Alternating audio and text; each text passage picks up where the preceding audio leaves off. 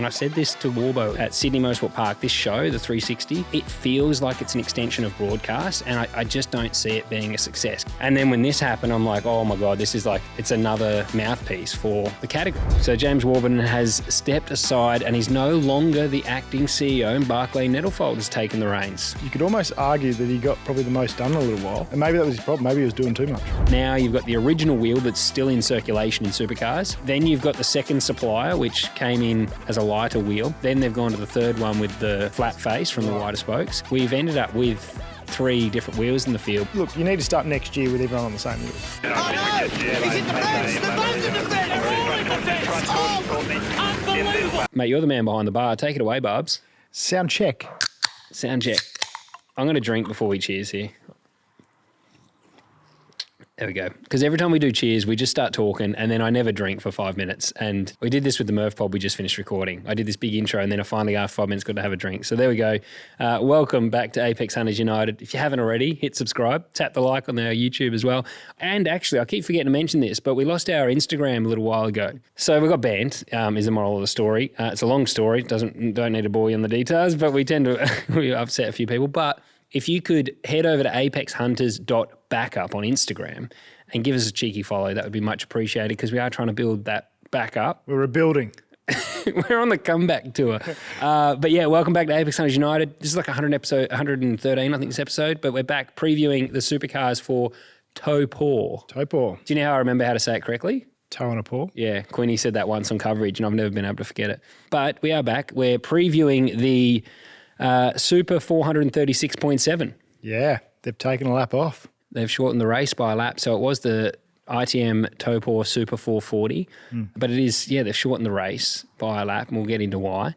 But there's some big things that have happened in supercars which we'll also touch on. It's not breaking news. You don't think so? I think it's breaking. Well, wasn't it? It was like a week ago. Well, that's true. James Warburton. It's big news, though. It is massive news. So James Warburton has stepped aside and he's no longer the acting CEO, and Barclay Nettlefold has taken the reins. Big Barclay. Yeah, like I said, not breaking news, but this is the first time we've sat behind the bar to talk about it. So what are your thoughts, Bubs? Well, surprised the shit out of me. Yeah. It broke over the weekend while we were at Bathurst. I look at my phone and gone, fuck, that wasn't on my bingo card. Just didn't see it coming, to be honest. Yeah. I honestly, when it came out, it blew me away because I likened it to when you put a race car driver in your seat. Unless you're Red Bull in F1, usually you give them at least 12 months to see out, the plan. But also when you employ anyone, you got to back the process. And especially at that level, you kind of know what you're in for, I would have thought. So for him to be gone as early as he is, it was a massive shock. And also I think what it highlighted was the fact he could walk away. It was amicable, I believe. I think it was both parties decided this wasn't working for whatever reason. But it almost highlighted that he was one of the guys that probably didn't need the job. So might have been in that position for the right reasons, is what I'd like to think. Every time I had a chat with Warbo, sometimes heated, sometimes just good chats, but he was never afraid to pick the phone up and have a talk to me about something. But I felt like he just cared about the sport and he didn't need to do it, which is probably proven by the fact he's just walked away without really needing the job anymore. And he was there for bugger all right, but you could almost argue that he got probably the most done in a little while, brought in the finals, shook up the broadcast, changing the wheels or trying to fix that situation. Yep. So he actually, even though he was there for not long at all, he's probably still managed to, and maybe that was his problem, maybe he was doing too much. Actually, you're right with the wheels. That was within his tenure as second. We were barking on about the wheels, at Darwin 2 years ago? Last year, the year before. Yep. Because I think it was Sean Seamer maybe that was the guy behind why we have the current wheels that interlock. The design. Yeah. And it's probably why you don't let marketing or execs make engineering decisions or performance decisions on the race car. When I say design, sorry, I mean the look. Not he didn't obviously just design the wheel, but he chose just because someone will pull me up on that. He didn't fucking design the wheels. Yeah, I think he was given 2 options maybe and went, that's the sexiest. We'll go with that one. Yeah. But obviously it has a protruding. Hey, sex sells. Sex does sell. I think that I honestly think James has done a good job. It's disappointing we won't get to see if everything he did was successful or not though, because he's gone and. My concern, I said this in one of the talking heads, that's why I do those. I feel like it's the easiest way on Instagram and Facebook to give an opinion straight away on something that is breaking. But my take was it raises a little concern for me, the fact that it sounds like there was pushback from Supercars on how much leverage or rein they were going to give Warbo to have.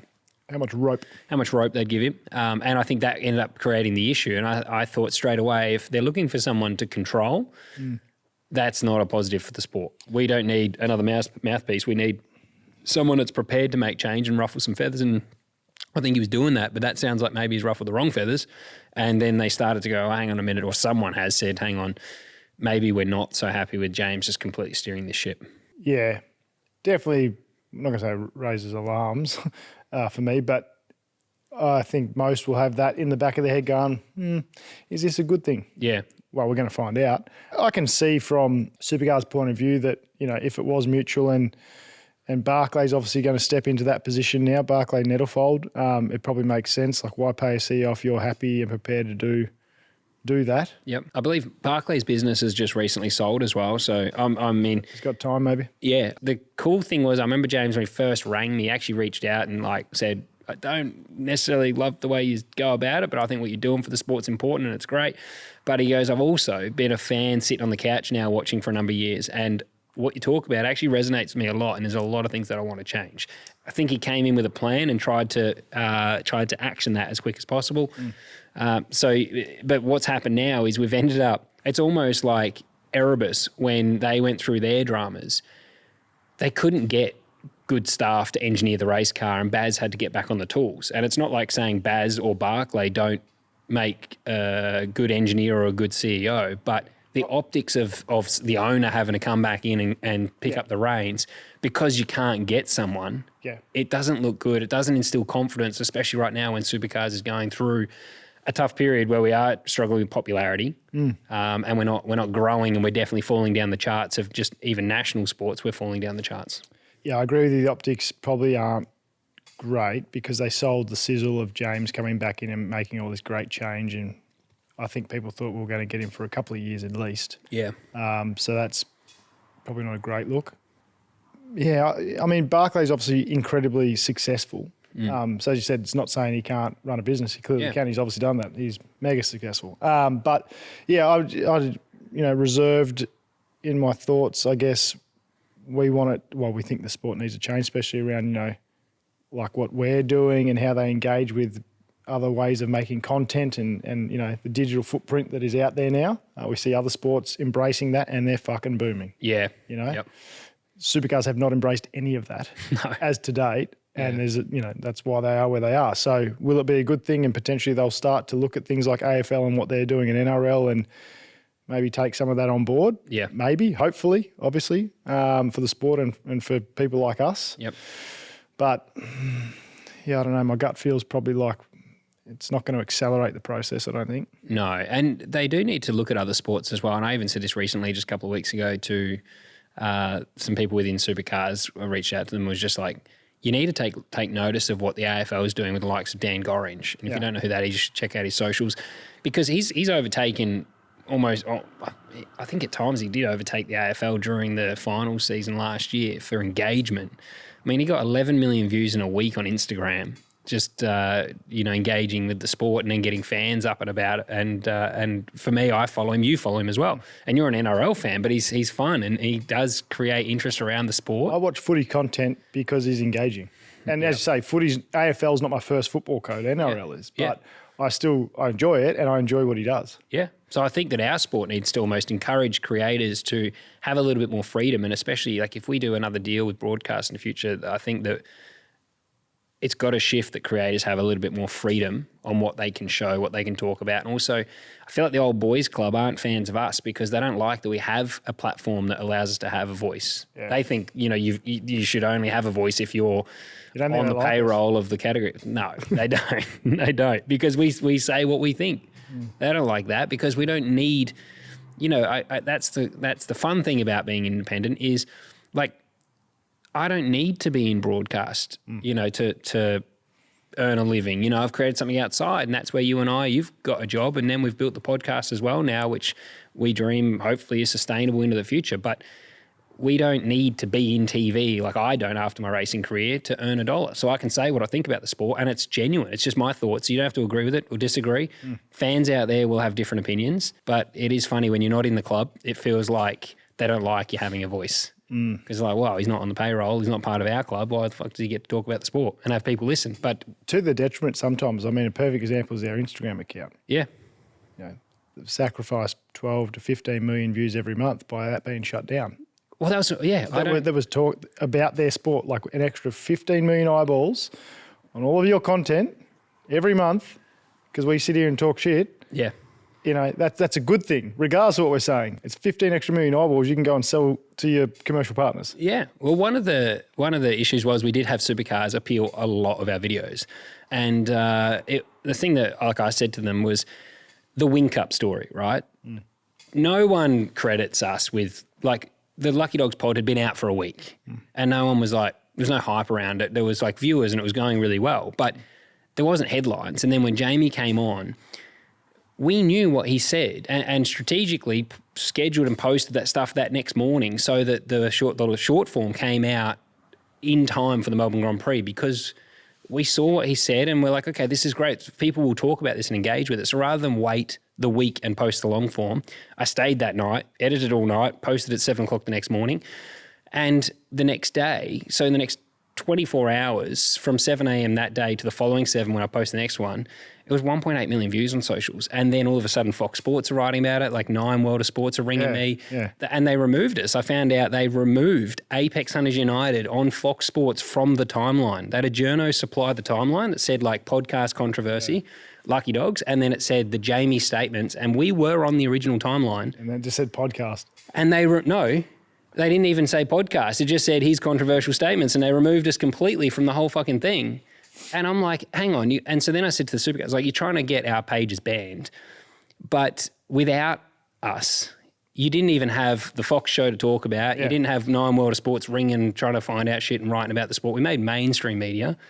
And, you know, that's because of podcasts. It's because of both of us, Lucky Dogs and us, and, you know, anyone else that's trying to have a crack. So I think shutting it down, it's funny, they want to benefit from it, but then they want to control it too.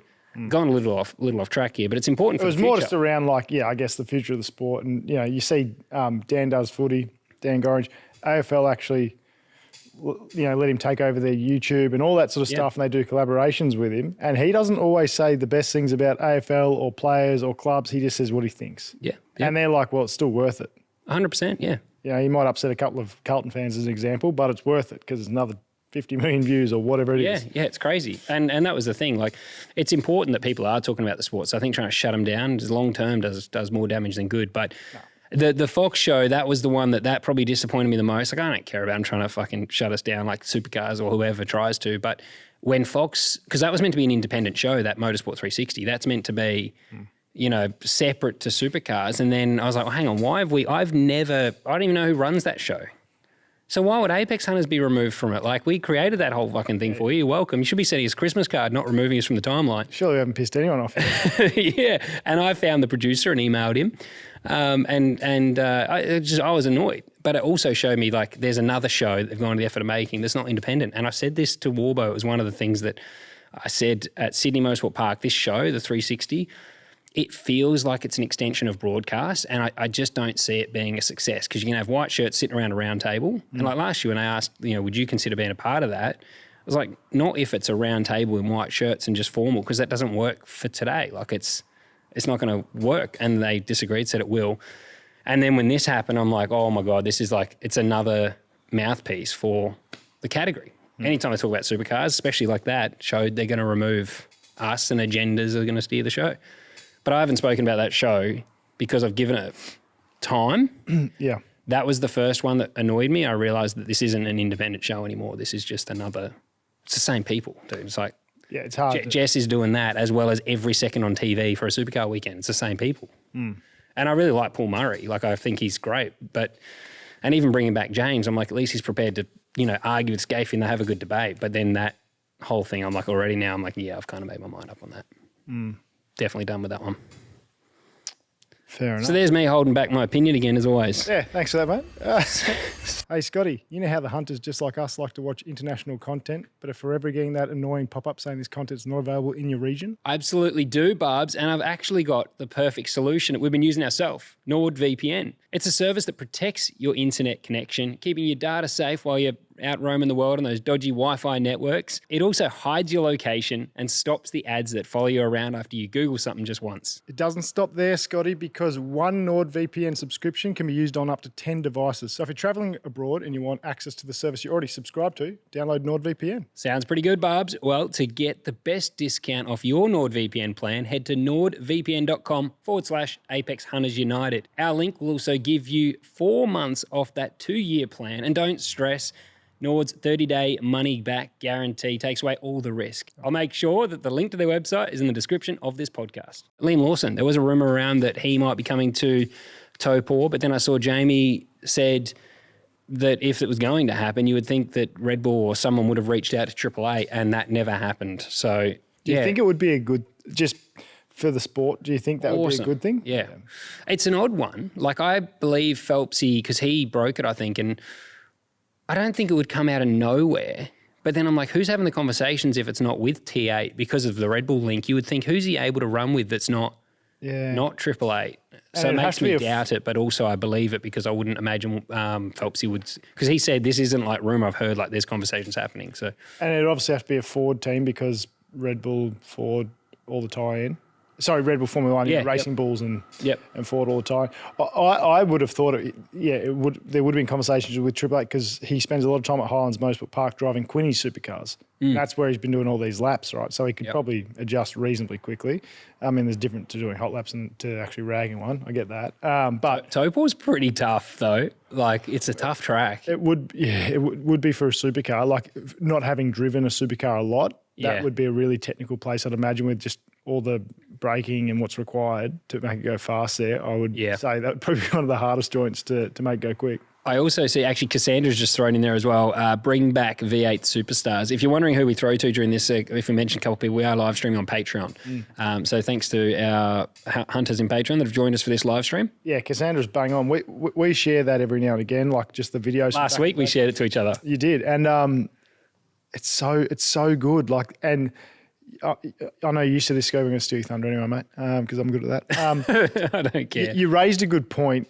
They're unable to do that show this day and age with current drivers because back then, go watch the shows on YouTube or wherever the highlights are of it now. You know, your Crompos, your Larkhams, your Murphs, your Scafes, Ingalls, Morrises are so in tune with the sport. Yeah. And they were so engaged. They knew everything from the business side, from the technical side, and from a driver's point of view.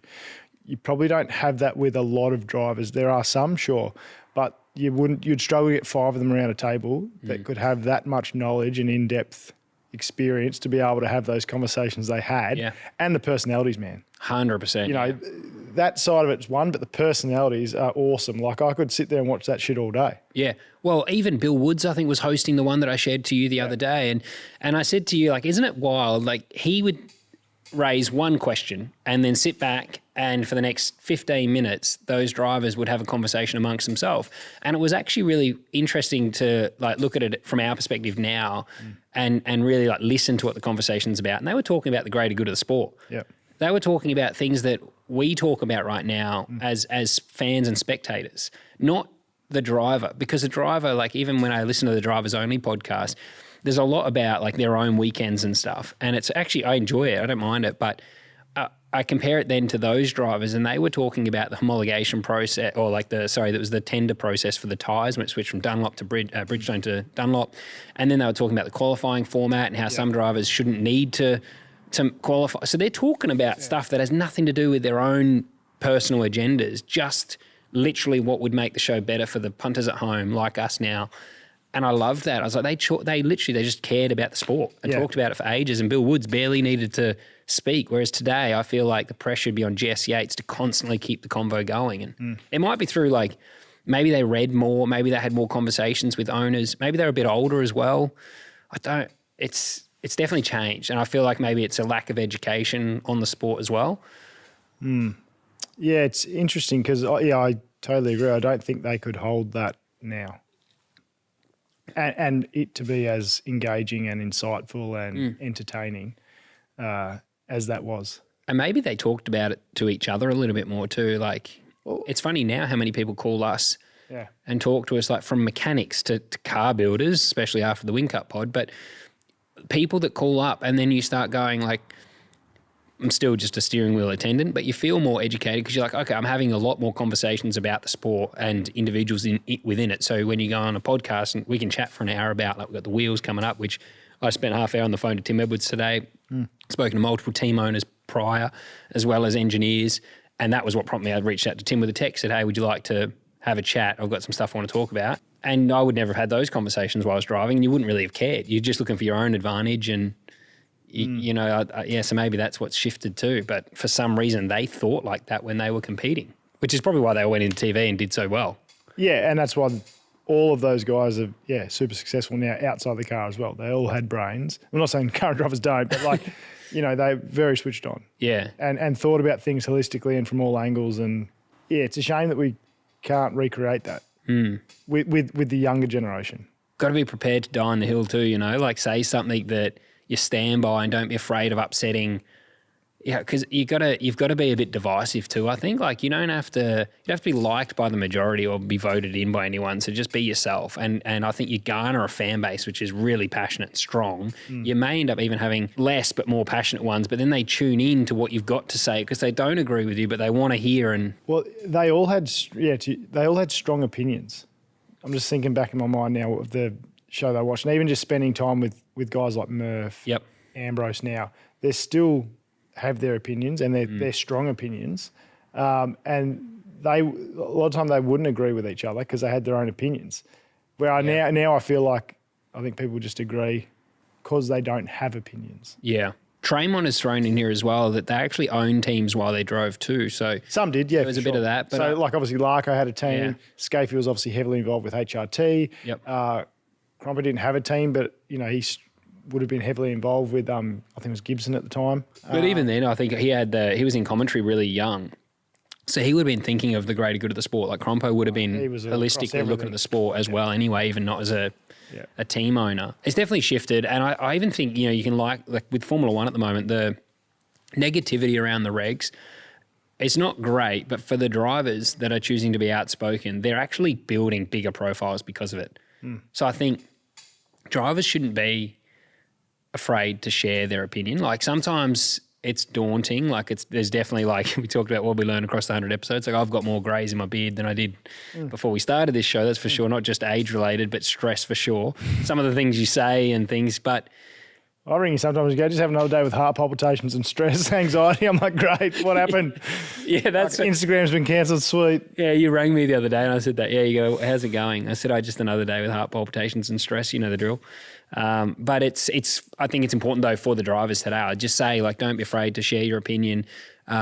Ring around and get some information to form a strong opinion, and then garner a fan base that like either loves or dislikes, but it will grow your profile. Ultimately, I think that's what's happening in Formula One. Like Max right now is the conversation in everything. We just did a fucking hour pod with Murph, pretty much about Max, and I think that even our drivers in our smaller fan base could do that if they actually come out and speak about certain things like the rims. Like we haven't heard the drivers talk about the wheels at all. When there's an incident, they're not going, when are we going to do something about this? Like for the last few years, no one's come forward and stood on anything, stood on a hill.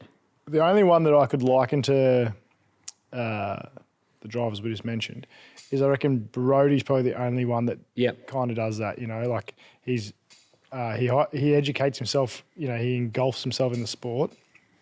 And he will pick up the phone and ask questions, no doubt. If he wants to know something, he's got an opinion and he'll want to find out all he can. He's probably the only one, I reckon, on the current grid that is like, I'll call it the old school of those drivers in being like that, I reckon. And then if you put, you put Brody in front of someone that's like-minded as well, because you've got to acknowledge that Brody right now is one of the best at pushing his own, rowing his own boat. Yeah, 100%. But that's why you need someone though on the opposite side of the fence to sit across like the V8 Superstars and argue Brody's points. Yeah. Like last year at Bathurst 1000, I would have fucking loved to sit opposite Brody and talk about what he was pushing and how I believed he was wrong. And then you're not going to come to a point at the end of the conversation where we agree with each other or one person sways their opinion, but we just have a debate. Good old-fashioned debate. And then debate. fans listen to that. Like I think that's important. But yeah, you're right. Brody's probably the guy. Yeah, definitely. But yeah, you definitely need other drivers to be able to say, no, Brody, I disagree and this is why. And then Brody argue his points and divide our fan base and it will grow for sure. Hunters, I just want to take a moment to thank one of our fantastic supporters, Shaw & Partners Financial Services. Shaw & Partners are a leading national investment advice and wealth management firm. They act for and on behalf of individuals, institutions, corporates, charities, and family offices. So, if you're looking for advice or assistance with investments or strategies, look no further than Shaw & Partners Financial Services. With a 35-year history and 8 offices strategically placed all over Australia, their financial advisors are within reach and ready to provide tailored solutions and advice. For more information, follow the link in the description of this podcast. Back to the show. Supercar wheels. Yeah. So it's not all bad. I think that Supercars, so last year they started to bring in a different wheel. I'd actually totally forgotten about this, by the way. So it's kind of like, so Supercars, there was photos from like Speed Cafe and Supercars, everyone of the new profile wheel. So it's a flatter surface. The spokes shaved face. They don't protrude as much as they used to. I have a photo as well that I can pop on our YouTube. Actually, Spotify, I've added video as well now. So if you're on Spotify, hopefully not, if you're driving, don't look. But yes. Last year they did start to bring in a different wheel. Yep. With a different profile. But they also changed manufacturer last year. This one I didn't know about. And the second iteration of wheels that came in was the same profile, but they actually weighed less, I believe, the second. I could get this wrong, but ultimately what I'm getting to is there's 3 different sets of wheels in the category right now. And I believe the second set that came in is around 1 kilo lighter across the 4 than the first one. Across all 4. Across all 4, so 250 grams. Yep. It was like 200 to 300 grams across each wheel. Lighter. And then Supercars and some teams recognised this and went, "Puck, that's not good enough." So they went back to the supplier and said, "Hey, this is the issue." So they changed that. I think the new wheel weighs the same. The new wheel being the one with the flat surface for the profile of the spokes, weighs the same as the original, right? So if you're keeping up, you've got the original wheel that's still in circulation in Supercars. The sharp body one. Then you've got the second supplier, which came in as a lighter wheel, which then they've gone to the third one with the flat face from the wider spokes. And because it's being drip fed, we've ended up with 3 different wheels in the field, which I see as a problem because it's a controlled category and everything should be the same. And the wheels are fucking important. I don't even know if it makes a difference how the heat's transferred. Like that could be... Yeah, I'm sure there's multiple things. Yeah, because the spokes are different sizes, obviously, different thicknesses. I had heard some teams complaining about the new wheel being the one with the flatter spokes, bending easily or easier than the older wheel. I spoke to Supercars. They said that they don't see how that would be possible because the inside of the wheel is still the same. So and it's the inside of the wheel that bends, given not just a camber, but when you drop a wheel off because of the camber, it's always the inside edge that catches and they bend. So some teams have told me they're bending wheels up to 10 millimeters, which last year they used to see like 3 and they could straighten them. So they're bent beyond repair. But then there's also teams that are saying, no, they're the same. So there's a bit of inconsistency there. And I think this year we might just need to go to more tracks before we know if the updated wheel has an issue. You'll find out at Darwin where they drop the left rear off at turn 4, is it? Maybe, yeah. But like Sydney Motorsport Park's the hardest track on wheels. So there's also a chance that the drivers I'm talking about are just dropping wheels off more than last year. Well, especially with the shortcut of the, it's pretty rough, right? When they were using the dog leg in Sydney. Yeah. Yeah, true. And some were taking the piss and that's why they were quick and others were not cutting corners. And so maybe some drivers were taking a piss and but the good thing about actually Supercars getting on the phone was I was like, why have we got 3 different wheels? Like why, is there going to be a date that's set in stone? It's like you have to be on this wheel by this date. And the problem they've got is just supply. So unfortunately, you wind back the clock, we've shit the bed by selecting the wrong wheel that interlocks. That's where the problem started. We can't undo that. And now they're trying to fix it. But like at the start of the year, they had 200 wheels arrive. One team bought 40 of the wheels. So that's one team, and that's not even the entire team covered for that. So there's just I think it's going to be an issue that's ongoing. They've said that hopefully by Bathurst or by Enduros, almost every car will be on the updated flat profile wheel. But the positive is if the majority, even before the Enduros are on the new flat profile wheel, they don't interlock with the old one. because interlocking is the priority here that we need to stop. But if you have almost everyone on the new one, the old one can't interlock with it. So hopefully if they make contact, it always ends up being at least 50-50. Why did they, this is just, you won't have the answer for me, but I'm just wondering, when they had the original 200 wheels came in, why didn't they just say, as an example, there's 10 teams, each team gets 20?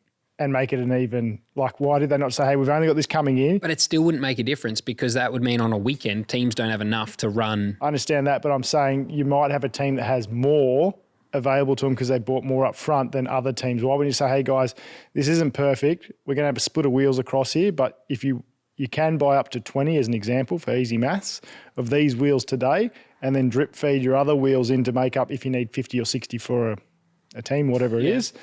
And then we're eventually going to, when we bring another 10 in, you got to piss 10 of your old one, and we're eventually going to drip feed you that way through. Why'd they, I don't know, wouldn't you do that versus just like, oh, you can grab 40 if you want, you can grab 30, you can grab, oh, we're out of wheels, sorry, guys.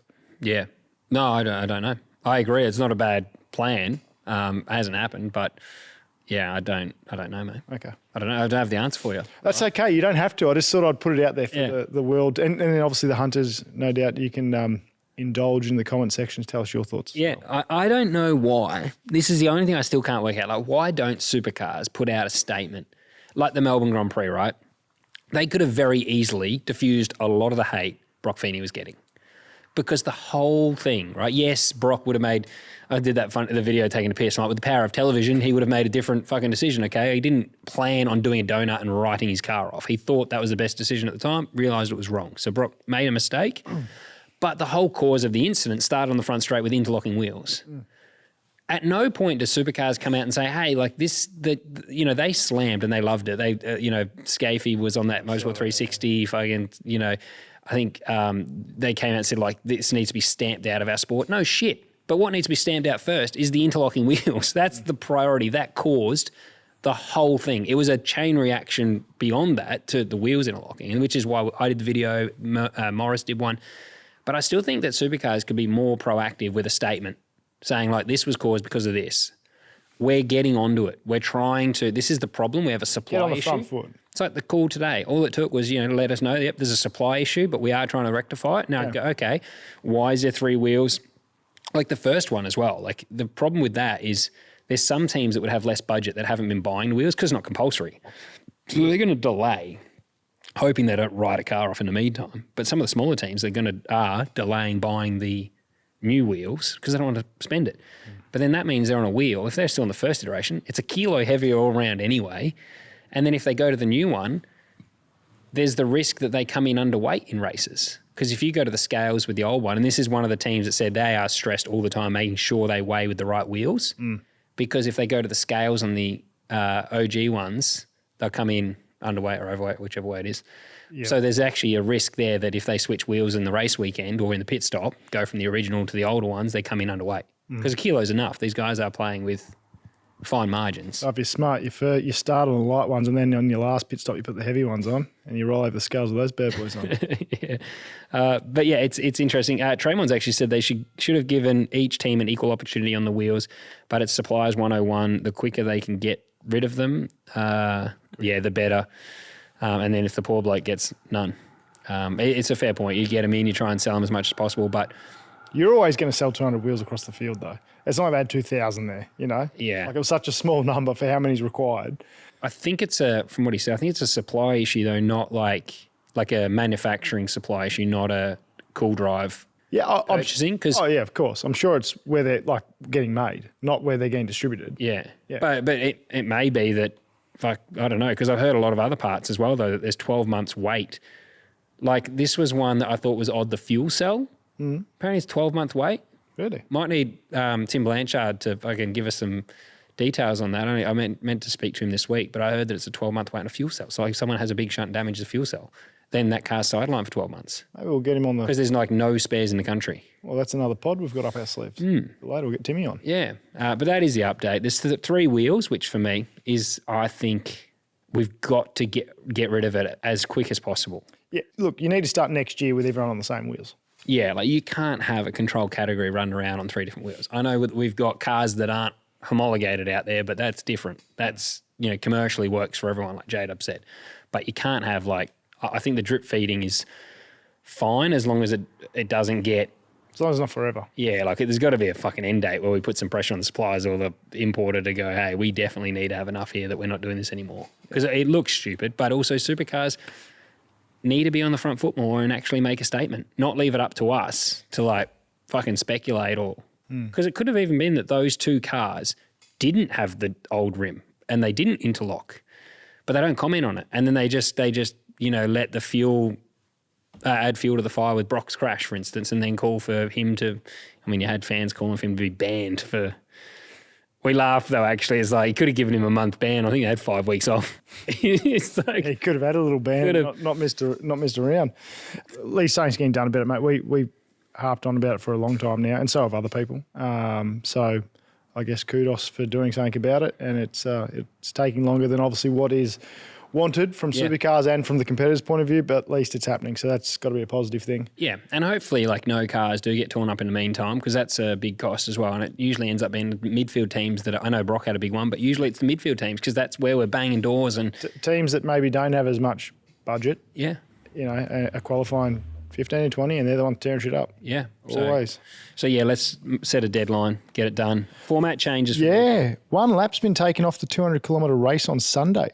I laughed. You see how many of the like headlines were like almost trying to make it seem like the fuel crisis was having an impact on why the race was shorter?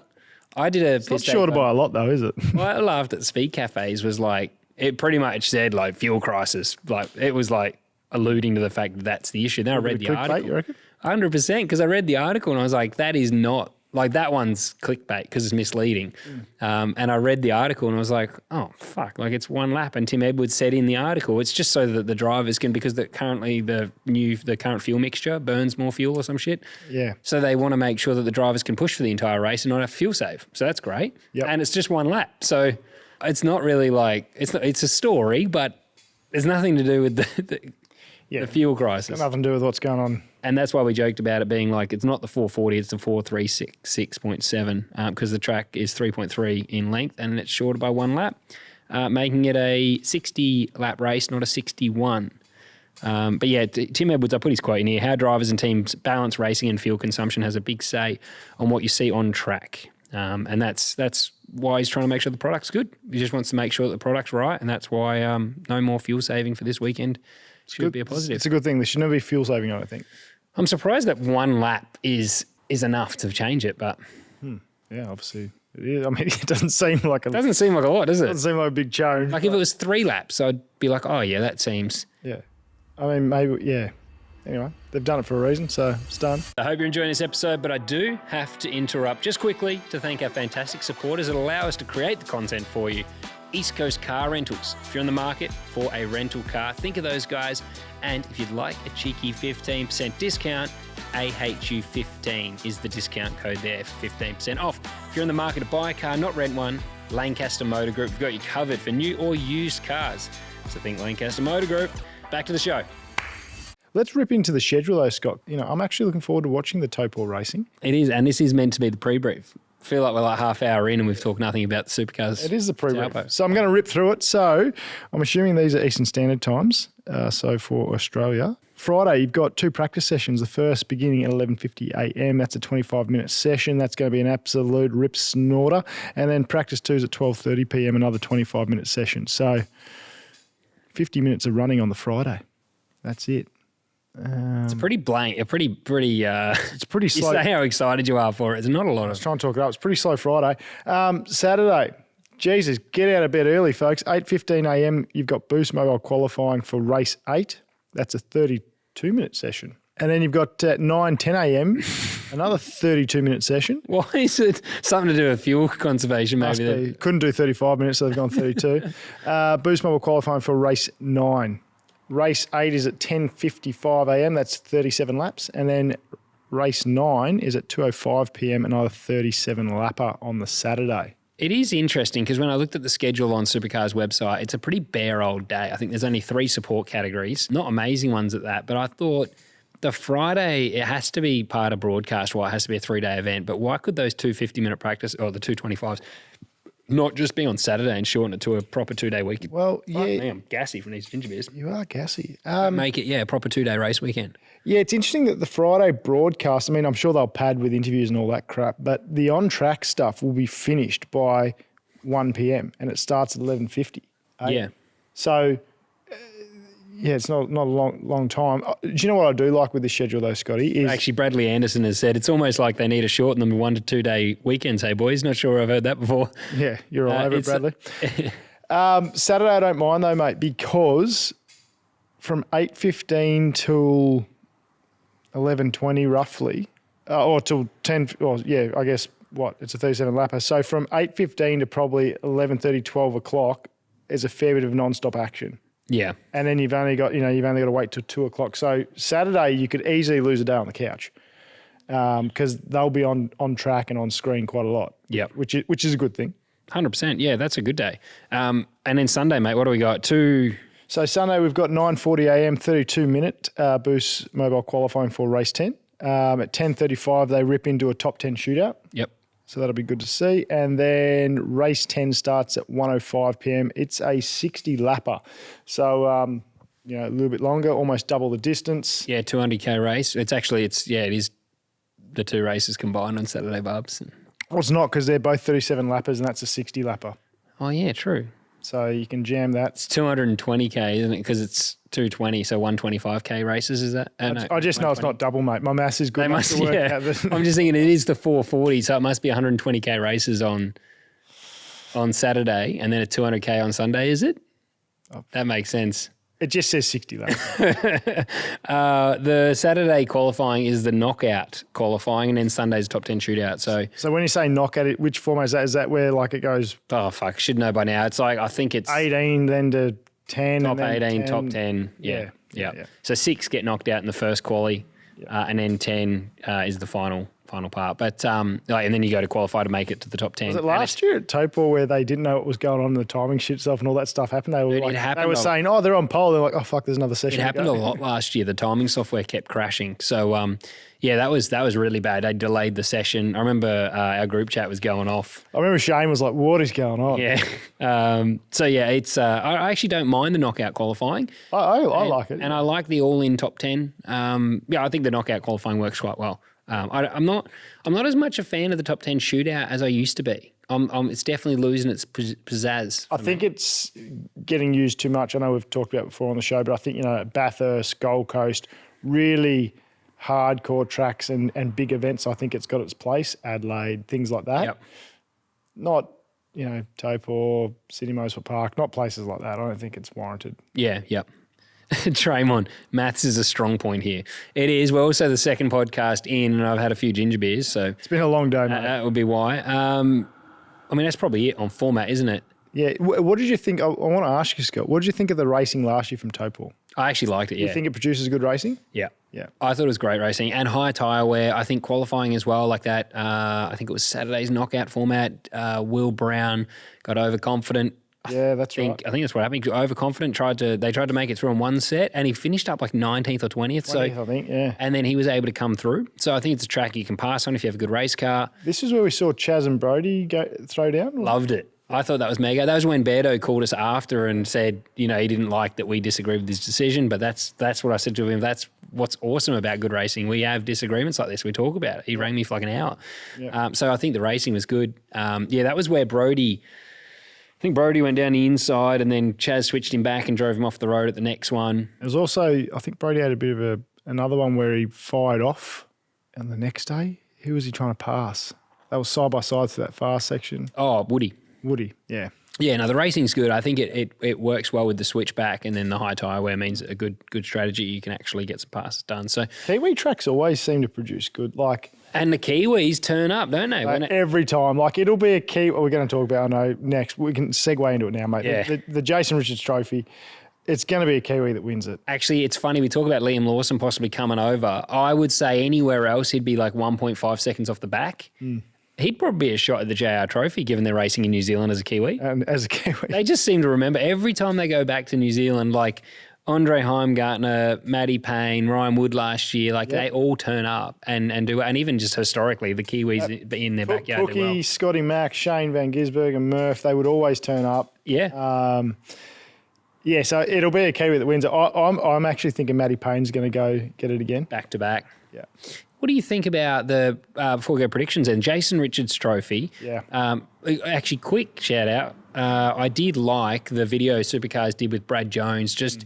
I hadn't seen the JR interviews in so long, and Brad's done an amazing job at like continuing on the legacy of JR. And I like that he mentioned in that video that he let Jason know that there would be a star with his logo on every race car that ever comes out of Brad Jones forever. Yep. And he told him that before he passed away, because he said a lot of these things are done after the person's gone. They never get to know that their legacy will live on. So, yeah, I thought that was a really good interview with him. And then, getting to see JR's interviews whilst he was battling it, like really, knocked me. Like, it's like hearing him say that he was in the process of writing the next 30 years of birthday cards for his daughter. You know, it's just stuff that I think drivers today go back and like watch some of that stuff, because it really shows the special person he was, how good he was on track as well. And I loved that while he was ill, driving gave him this sense of being normal again, like not dealing with the battle he was having with cancer.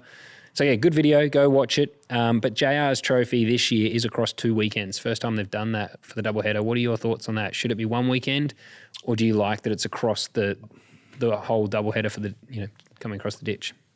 I think I prefer it being across one weekend and just making it, that's what everyone's out there just driving their ass off for, to win that JR trophy.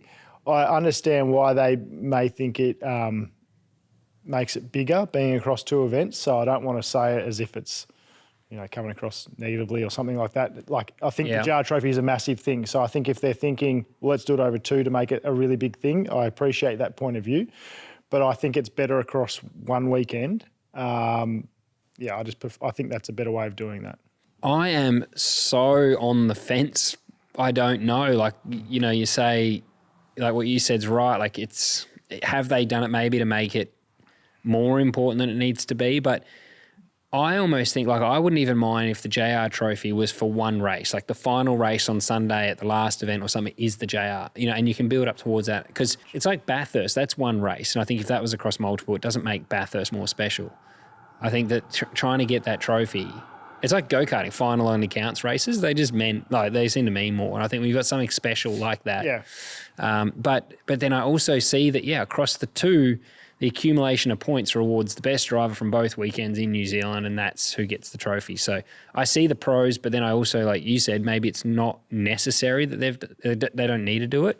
I think either way, they've obviously gone down this path anyway for the, it's been awarded to the person that has the most over the doubleheader.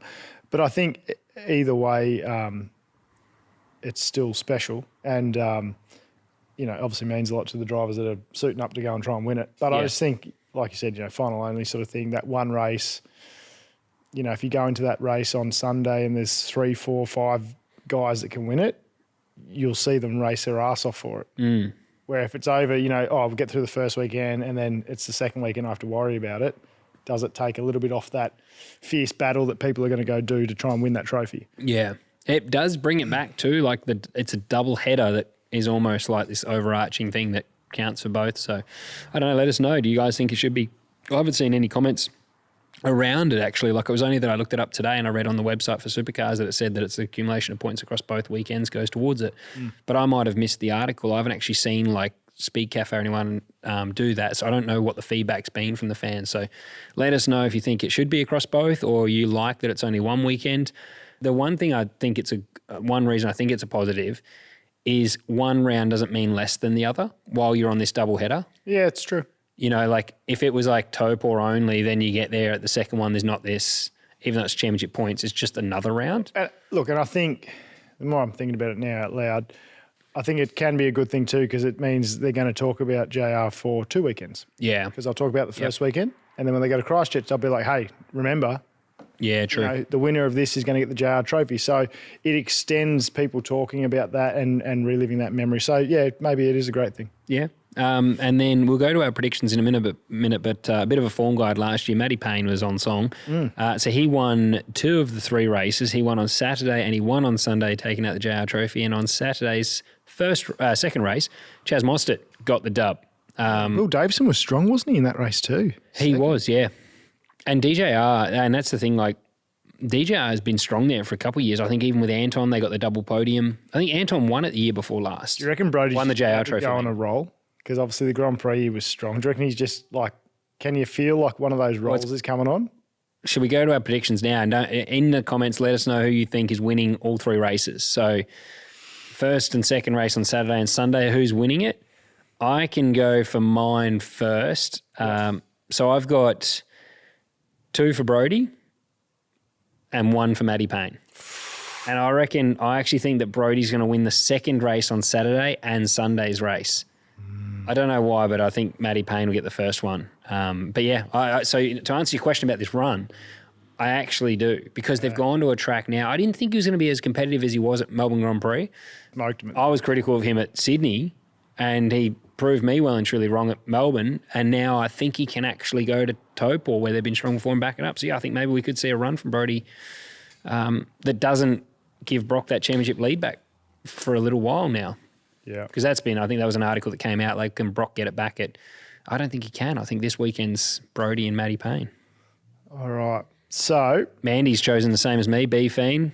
Oh, no, sorry, not the same as me. B-Fiend for 2 and Matt Payne for 1. Sorry, I thought I said Brody. I'm going Saturday race 1. I'm going Ryan Wood, first Toyota win. Right.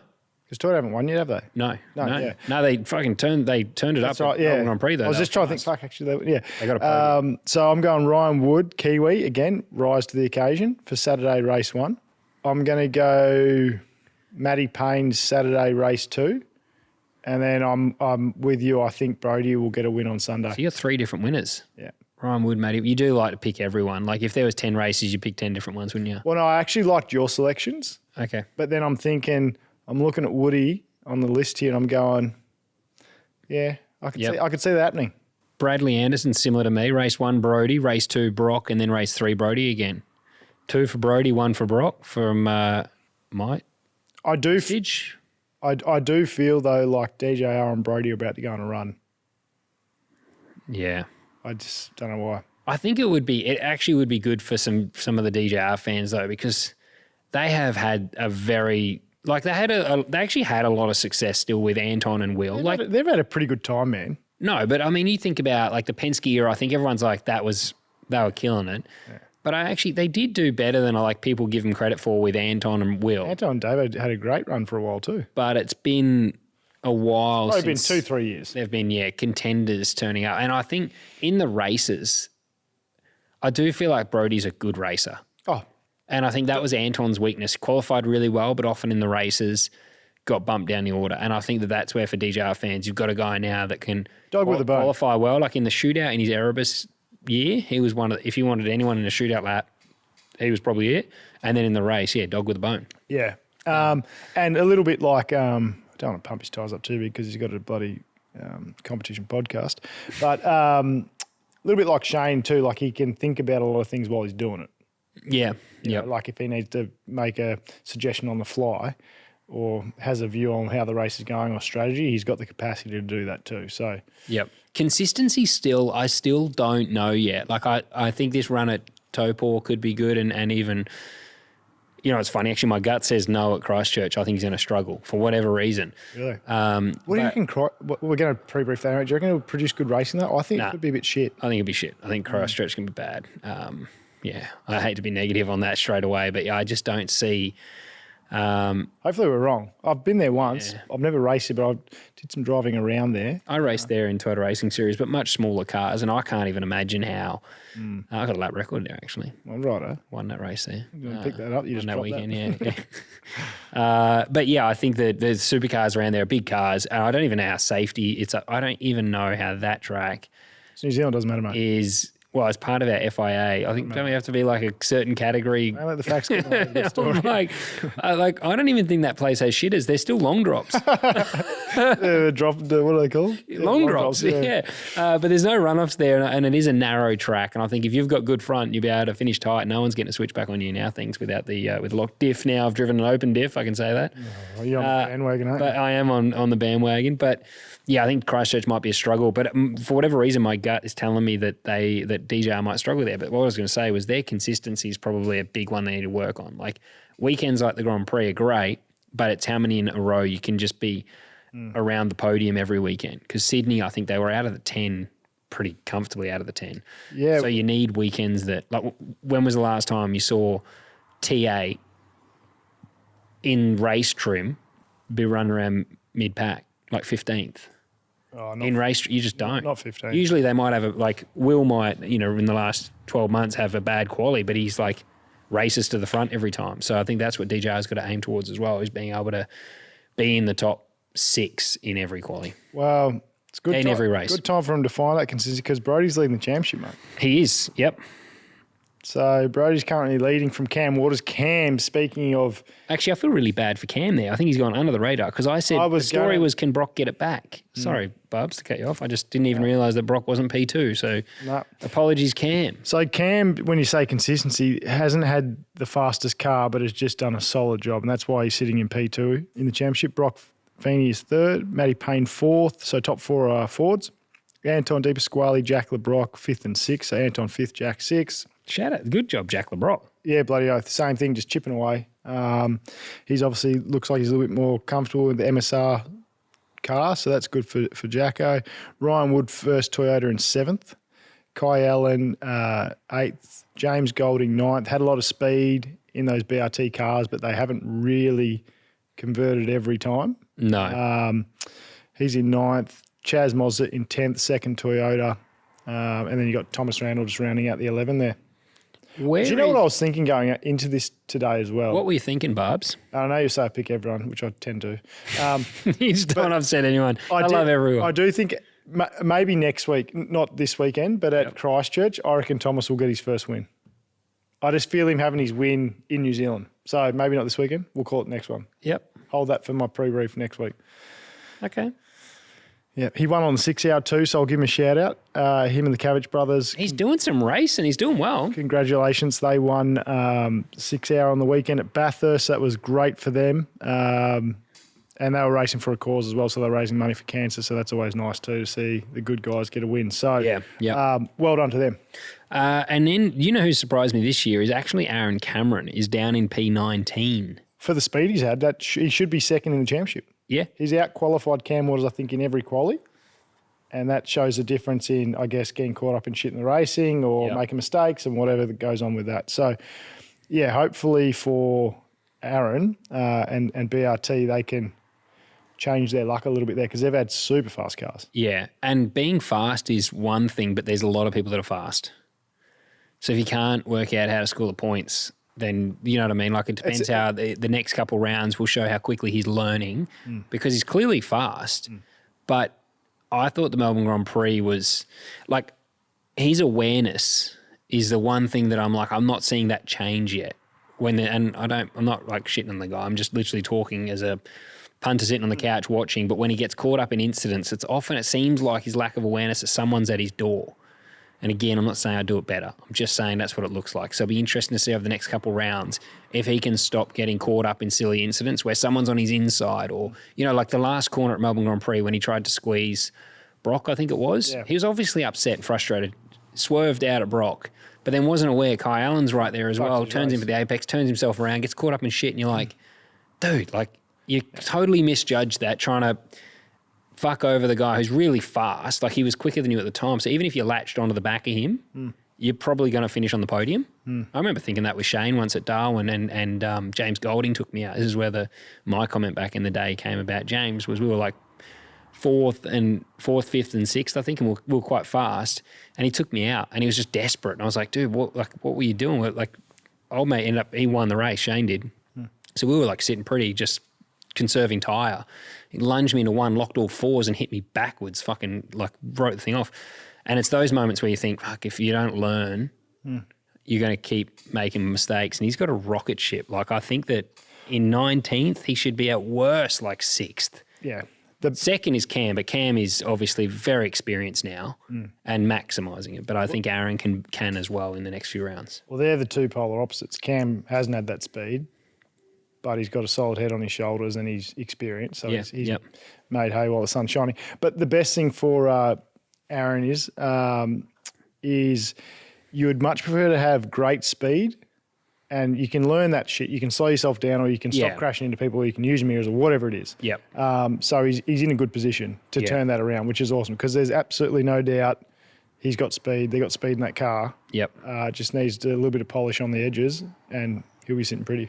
And then Erebus, Cooper Murray has only scored 114 points across 2 weekends. He's 24th.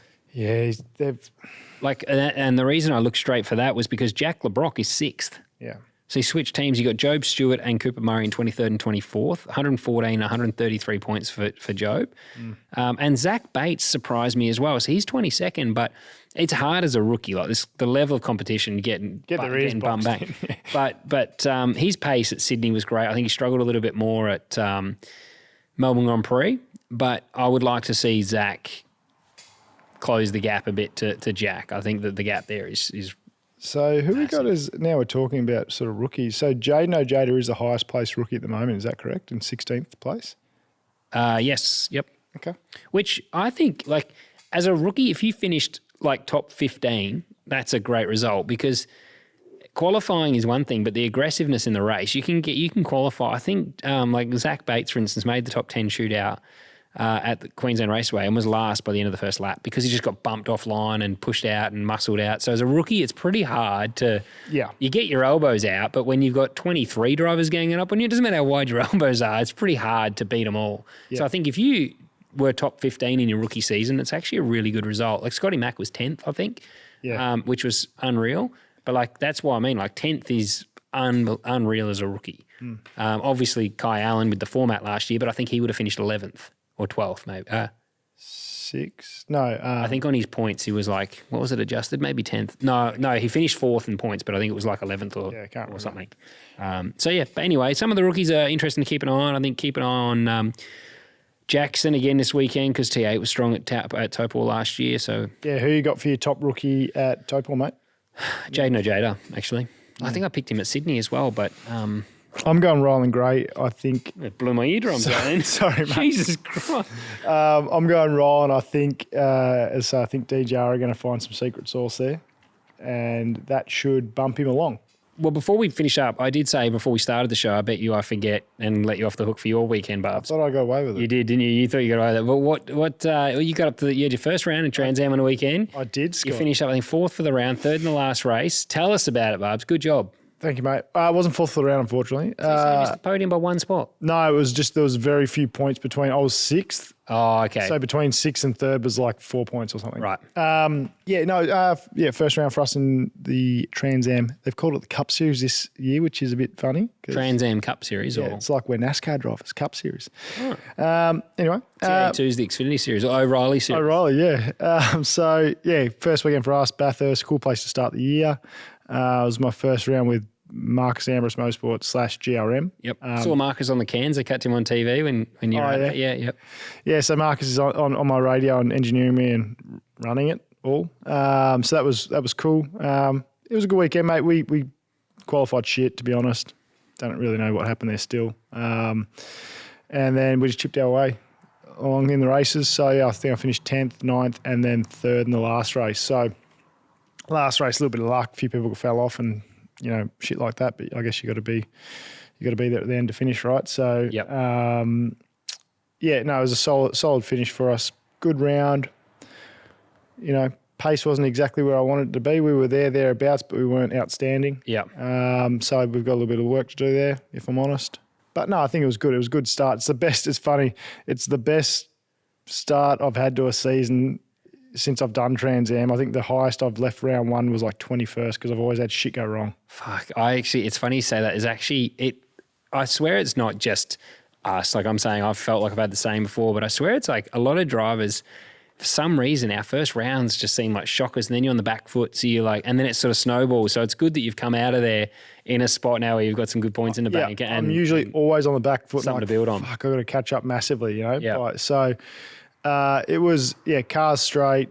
It was a good weekend. It was I'll call it a solid weekend. Yeah. You know? And there was a lot of shit going down in that last race. But I will say, though, I actually enjoyed the racing, and it's kind of like Formula One chasing this top speed. It's really not relevant. Like Supercars, we've done 203s around Bathurst, you know, and like it's not any better of a racing product than when we did 208s. And I looked at the Trans Am race on the weekend, good drivers too, with like Toddy Hazelwood and James Golding. You were right with James in that last race. And I thought I enjoyed watching that race and seeing the cars move around and how close you follow across the top and everything else. And I was thinking, like, we don't need what were you doing in the race? 212s? Yeah, 211 was like between 211s, 212s in the Yeah. races, yeah. And like we're doing 206s in the race comfortably now. And I don't know that it's like overly necessary to be like a 208 would still be a good fight. You'd have a good race. So anyway, I was going to say, I thought the Trans Am racing was exciting. I enjoyed watching it. So yeah, good job. And next one is Darwin. Yeah, we've got a little bit of a wait, don't we? Yeah, but that's not uncommon, mate. It's Australian motorsport for you. That's true. So yeah, next one I'll have the pluggers on and the boardies on up in Darwin. Yeah, half your luck. I'm working on my tan down here in Melbourne as we enter winter. Thank you. If you haven't subbed, please do. Yeah. Hit our new apexhunters.backup on Instagram. And thanks everyone for tuning in. Thanks for joining us again. Keep an eye out for next week where we've dropped the Murph pod. And enjoy the Supercars racing this weekend. I might throw up a live stream across the weekend if you're free. I'll pop into the workshop here and watch the race if you just want to tune in. So make Maybe sure we you can sub. do one Saturday after we leave the Perfect. The car show. Yeah, the car show. So make sure you subscribe to YouTube with your notifications on so that when we do hit live, you get notified. Thanks, everyone. Thanks, guys. See you next time.